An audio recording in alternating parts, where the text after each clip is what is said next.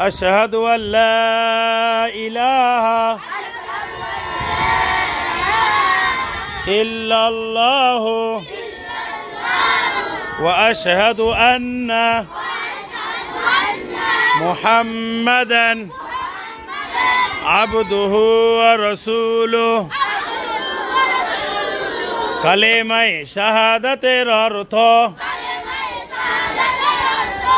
আমি সাক্ষ্য দিতেছি যে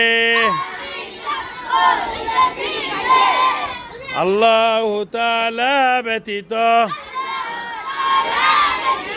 আর কোনো মাবুদ নাই।